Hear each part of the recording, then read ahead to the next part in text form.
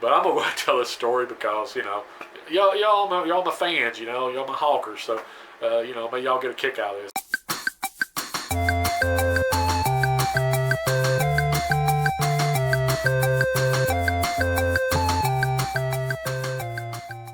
I can't remember what age I was.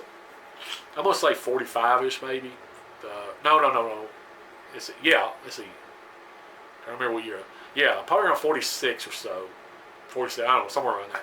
Anyway, I'd already had one or two urinary tract infections, and I already kind of knew what it was. It's kind of an aching pain down real low. Almost feels like you think appendicitis feels like or something. But I've had it on both sides, and the first time I had it was on the right side. So I was like, oh, it's appendicitis. So I went to the doctor, and they said it was a urinary tract infection.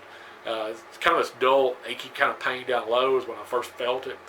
And, but anyway, the third time, I think it was the third time when I went in, when I was about 46 or 47, I knew what it was. It felt just the same. So I went down there, and they always just put me on antibiotics. So I went in there, and he was like, okay, we'll put you on antibiotics. Well, I got on antibiotics, and it wasn't but maybe like the next day or two later, I got up when I woke up one morning, and my scrotum, my ball sack, was swollen. I mean, and I'm not exaggerating this too bad, but my nut sack or ball sack was probably that big around. I mean, the size of at least a softball, maybe somewhere like a softball. And I mean, it was like hard. I mean, look, I was like, I'm about to crap myself. Like what the crap? So I go up there, and they come in there, and I've told this story many times to people, but first the nurse practitioner lady comes in there. She was usually the one that would always see me most of the time, and so I told her, she's like, let me take a look. So she's like, oh my God, and she goes, let me get the doctor to take a look at that. So calls the doctor in. He comes in there, and he's down there on his knees, filling around, looking at it. And I tell this story because it's literally true. He goes, hey, so-and-so. I don't know who it was. He goes, come here. I got to show you something. Some other dude comes in there, and he comes down there, and he's like, oh, geez, what is that, They looking at it, and then he calls somebody else in there, and they're like, and I ain't kidding you. I tell this story that I think he called everybody, even the janitor in there, to look at my nutsack. I mean, apparently it was humdinger, I assume. But anyway, so he didn't know what to do. They didn't know what it was. They didn't tell me anything about it. So he goes, we're just going to send you to the hospital to get a ultrasound done on it. So they scheduled that for the next day, or maybe it was later on that day, I don't remember. But I went over there. Hang on, I got to restart my camera. Okay, my camera's good. They sent me to the hospital to get this ultrasound. And I go in there, and you got to lay up there. And the lady comes in there with the women. I know y'all had this, when you're pregnant. I remember my ex-wife, with my son, the ultrasound deal. And it's basically a little cold thing, and you can see your camera, and she put some kind of salve stuff, and she rubbed it around down there, and she basically put that ice cold, whatever it was, like a mouse, I guess, I don't know, down there. That's what it kind of looked like, a metal mouse, and puts it down there and starts rubbing it all around down there to like, look, I guess they're trying to see what's in there, what's going on. So didn't take her but a minute, got done, got out of there, and so apparently everything was good. They didn't see any, I guess, cancerous tumors or whatever in there. I guess is what they were looking for. So all they know is to send me to a urologist here in town. Anyway, I went to this urologist, and this is kind of a funny story, but anyway, he comes in there, takes a look at it, he's like looking at it and all this stuff, and asked me a whole bunch of questions. There have all kinds of questions about stuff, how you urinate, how, I mean, literally everything you could think of about your wee hole, and or your everything. So he said, have you ever had a prostate exam?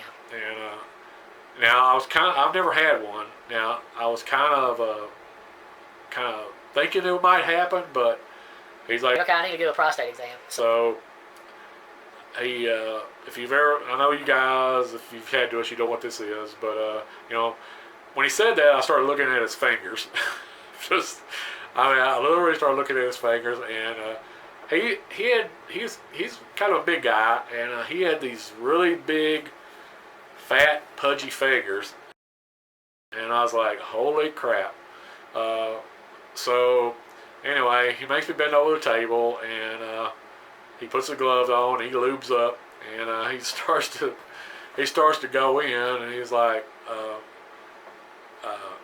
Hey, you need to relax a little bit. I can't even get my pinky in there.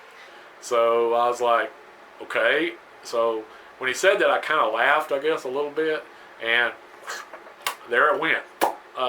He was up in there, and while he was in there for that few seconds, he was like, First time? I said, you know, as he's got his finger up my rear end, I'm like, Yeah, first time. and he's like, Good. I can put another notch on my glove. I guess he thought that was cute. At the time, I didn't think it was real cute. I'm in a dire pain because I got a big fat sausage finger up my butt. But anyway, out it came, and everything was good there. So basically what he told me I had was what's called a hydrocele. I never heard of a hydrocele before. He said a lot of infants get it. Male boy infants, when they're born, a lot of times will be born with a hydrocele. It's sometimes caused by an infection, which apparently is what I had. An infection. It's basically water, liquid or something, somehow gets into your scrotum, and once it gets in there, it's hard for it to come back out. And so he told me basically the only thing I could do would be wear get some tight, really tight underwear, or like a jockey strap or whatever I can put on there that's comfortable, but would still. First, I had to go home, and for 3 days, I had to lay flat on my back with my legs elevated. Basically, you're trying to get the fluid to go back into your body where it'll be absorbed. But I guess once it's in your scrotum, it can't be absorbed. So you gotta basically push it back into the body so it can be absorbed by your body, I guess. But anyway, so I laid 3 days. If it did, I had to go back to him 2 or 3 times to get it checked, but over a few week period. But it was it after the first couple of days, it felt a lot better. It wasn't hurting as bad, but it was still really big. I could hardly wear any. I had to wear sweatpants and stuff because it literally was so big. I couldn't even put my legs together. Trying to drive was like a pain in the butt. I mean, trying to get into my Jeep, I mean, it was a pain. But I had to sit there with my legs really spread out. But yeah, I went back to work. I had to wear sweatpants. And it was in the middle of the summer too. I wore sweatpants. Had to get some really tight underwear to try to. I went down and bought some 3 sizes too small to where it would, really push on the scrotum to push the everything. But anyway, but after a period of time, it took it probably close to a month before it got back to normal. I mean, it got a lot better, within the first week or so it was a lot better, but it took it probably a full month. Another funny thing, kind of funny, it's kind of sad too, but he said that as far as the scrotum, that a lot of guys, when they had this, that depending on the elasticity, whatever you want to call it, the elastic part of your skin, if you got it really good, it'll draw back up. Because basically it's stretched out. And it stays stretched, you got to remember, it stays stretched for a month just about. So depending on that, he said he has one guy at the time, he said, I got one guy that literally after it drawed all back out, the water, his scrotum hangs down to his knees. I'm like, what? Hangs down to your... And I'm thinking, oh Lord, I mean, I'm gonna have to go get a scrotum bra or something, to put down there to keep my nutsack. But anyway, but I guess my elasticity I can't even say that word. Elasticity. Whatever. I don't know, whatever. You know what I'm talking about. But apparently mine's pretty good because it drawed back up, pretty much back to normal. I mean, I guess I still got a Old man nutsack. but so luckily mine drawed back up, pretty much back to normal, and so all was good there. If y'all like this video, give it a thumbs up. Hit that bell notification if you like this funny stuff or my weird stuff or whatever. Take care. Bye.